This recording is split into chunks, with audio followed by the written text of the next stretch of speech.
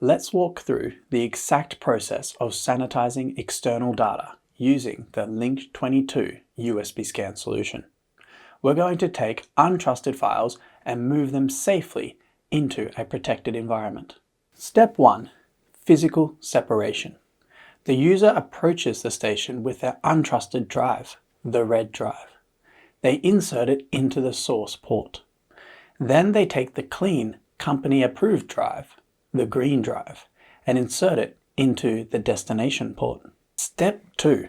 File selection. The interface is designed to be as simple as possible. The user browses the red drive, selects the files needed, and hits Start. No training required. The system comes pre-configured and works out of the box. Step 3. Deep analysis. The system pushes those files through multiple antivirus engines simultaneously. Using signature-based detection, heuristic, and behavioural analysis to identify threats. On top of that, Content Disarm and Reconstruction rebuilds document files from scratch, neutralizing any embedded threats that scanning alone might miss. Step 4. Blocking.